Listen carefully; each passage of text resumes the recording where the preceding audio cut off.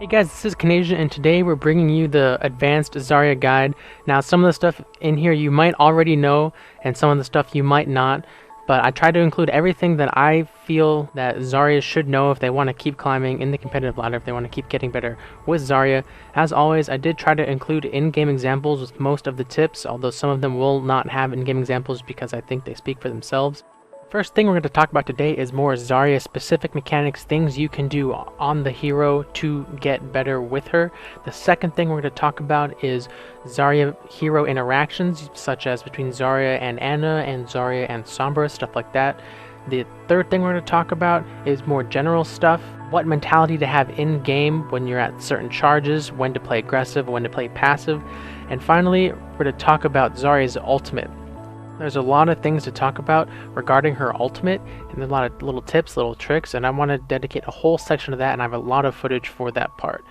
One important note is that while I am touching on Zarya's playstyles in this video, I am planning to do a separate video going extremely in-depth talking about Zarya's playstyles, so keep a lookout for that. Let's get started.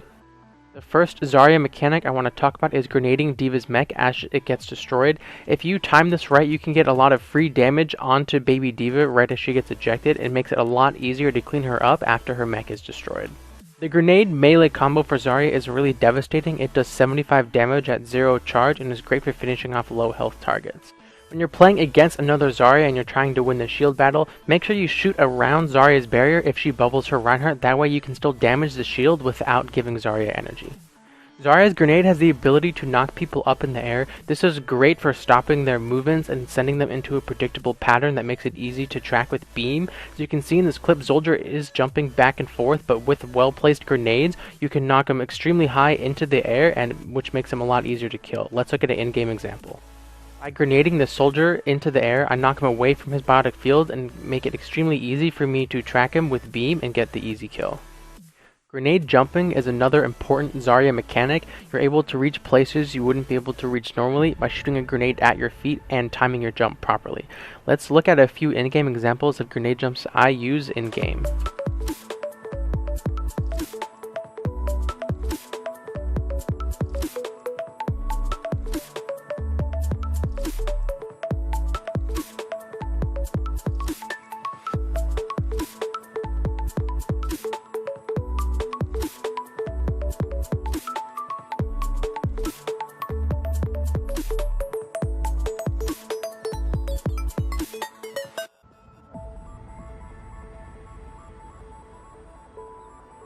Now let's move on to Zarya's interaction. First is Junkrat's Trap. While self-shield does block the damage from the trap, it still does root you in place. Blocking Sombra's hack with barriers takes a lot of timing. If she gets halfway through her animation, the hack will still go through as I just showed. You have to barrier whoever you want to protect from the hack extremely early on into the animation so they do not get hacked. Sombra's EMP destroys all shields and shield health, and it will take Zarya down to half HP. If you want to block the damage from EMP, you have to bubble yourself and an ally before the EMP goes off. It will still break the bubbles, and both of you will still be hacked. An extremely important interaction is that Zarya's bubbles do cleanse Ana's anti-heal debuff. Let's look at an in-game example. At the start of this clip, we see that my Reinhardt is extremely weak. And so as we try to retreat, he does get hit with an enemy biotic grenade, and now we see that he's purple and extremely weak. He has about 100 HP. So since I have projected barrier up, I'm going to go ahead and cleanse him in this clip so my Ana, who's around here, can heal him up, and then we save our Reinhardt and we don't risk losing him. When you lose your Reinhardt, when you lose your shield, you tend to lose the rest of the fight. Now we can see that he's now at about half health. Now let's talk about Zarya's battle philosophy. The first thing to talk about is the poke phase. So the poke phase happens when there is a big distance between you and the enemy team and you can't reasonably expect a fight to break out anytime soon. A common situation this happens is on payload maps. So for example, we just took the point and the payload hasn't even pushed this corner and the enemy team is not contesting here, so there's all this distance and all this time between us where I can use my barriers pretty liberally and not be punished for it. So if we play this clip, we see that I walk forward, I use my personal shield, I get the 40 energy that I want, and I can back out safely. They're not going to punish me for using this barrier. Now that my personal shield is about to come off cooldown again, I can rinse and repeat. I'm going to turn this corner, assess the fight, assess the situation, Is a team fight about to break out, or do I have enough time to get another personal shield in to gain some charge? So let's look at what happens. Shield our hog because he gets a hook there. I turn this corner. You know, I could barrier right now, but nothing's happened. No one's looked at me yet, so we want to hold this barrier. So we gauge the fight. They're backing up. They're not engaging. So you know what? I can use this barrier to eat some more spam and then fall back behind this bus to my team. So we're going to see exactly that. I pop my shield, I get the spam, I get the damage, I get the energy from it, and then we back up. Now that we see the enemy Symmetra is stepping forward trying to engage on us, we know a fight is going to break out, so we're going to save this shield until we're in danger. Once the Symmetra turns on us, then we pop the shield, protect ourselves, and get the energy. Now that a fight has broken out, we want to use our personal shield to save our life and give us energy at the same time, not just for energy. So as we can see, I have my personal shield, but you know, no one's shooting at me. It's not until the Zarya Gravitons that I pop the personal barrier to protect myself, give myself that energy, and survive this fight. I had 18 HP at the end of that. If I'd used my personal barrier for energy gain earlier in the fight, I would have died. Now that we've won that point, we've re-entered the poke phase. I can peek this corner, use a personal shield to get energy, and then retreat. This is the best way to maintain your energy in between fights. One thing I really want to get across is not to use your projected barrier to farm energy once you are already high energy. Each barrier gives 40 energy, that's 80 energy potential whenever you have both cooldowns up, but you should only be using your projected barrier to save allies once you're at 40 plus energy. You can keep your charge up by just using your personal shield during a fight, and you should be using your projected barrier to save an ally. If you use your projected barrier to farm energy when you have like 80 energy already, you're only getting 20 energy from that barrier that has the potential to save somebody. What I'm saying is, once you're at 40 energy or above, stop tossing out projected barriers specifically to farm energy unless you're in a poke phase. Those projected barriers are key to saving your allies and changing the tide of a fight. For example, in this situation, I am at 88 charge and I'm about to have my projected barrier up. But if I use this projected barrier on a frontliner like my Reinhardt, it's only going to give me 10 energy, and that really isn't worth it.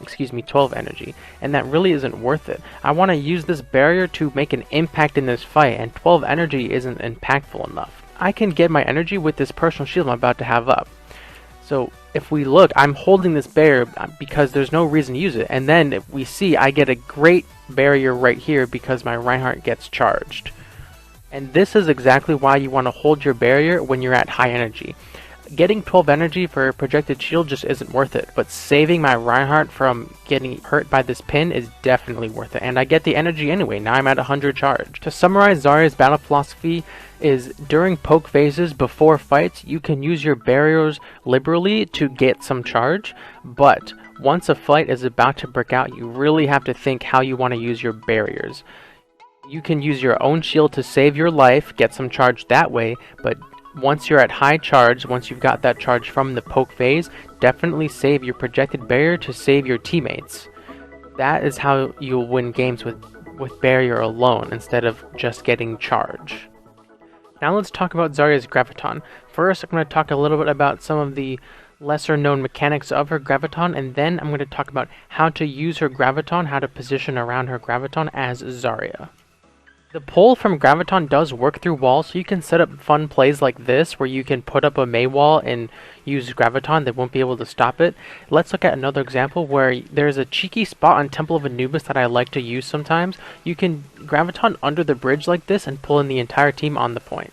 The beam grenade combo is what I like to do when I'm attacking a Graviton. I feel it does the most damage to the group of enemies as well as the one person I'm trying to single out. So if you look in this clip, 4 grenades does not kill the bot on the right, but a combination of grenade and beam does kill the bot on the left. So let's look at it one more time.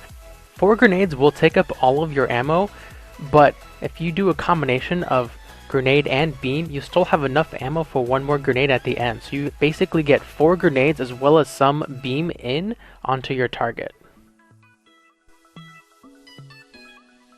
Now that we've talked about Zarya's Graviton mechanics, I want to talk about Zarya's Graviton techniques. An important note I want to make is that while I am talking about Zarya's Graviton in this video, I am planning a more in-depth video talking about Zarya's Graviton, how to use it, when to use it, etc. in the near future, so stay tuned for that. Anyways, let's get started. There are 4 Zarya Graviton techniques that I want to talk about in this video, and I'm going to have footage on every single one. One of them we just saw was using the beam grenade combo. The other ones I want to talk about are rotating around Reinhardt's shield. Well, it seems obvious, I feel like it's worth mentioning. The other thing I want to talk about is jumping off of high places or payloads to get advantage over a Reinhardt shield to get a much better Graviton on the backline. And finally, I think it's worth repeating to shield your teammates that you're comboing with that are ulting to make sure they get their entire ult combo off with your Graviton. Now let's look at some in-game examples. In this first example, I use Graviton and I rotate around Reinhardt's shield. So now this Reinhardt has to make a choice. He can either point his shield at me or point his shield at the ulting Roadhog. And either way, it's a lose-lose situation for him. The other thing is, if you watch closely, I'm using the beam grenade combo in this clip to maximize my damage on the group of enemies. In this second example, we're going to see again rotating around the Reinhardt shield when we use Graviton, using the beam grenade combo on the group of enemies, as well as jumping off of the payload to get a better vantage point for our grab. Let's look at that one more time.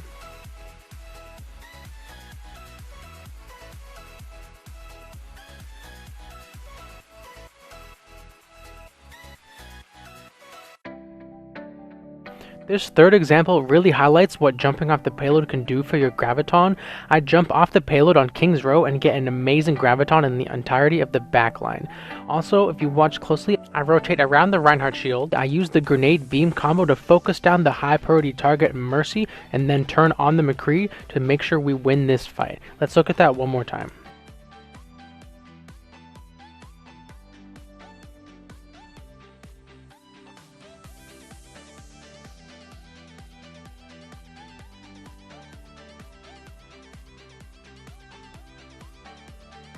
This last example showcases again rotating around the Reinhardt shield using the beam grenade combo, but the key thing to look at here is the importance of shielding your ulting teammates.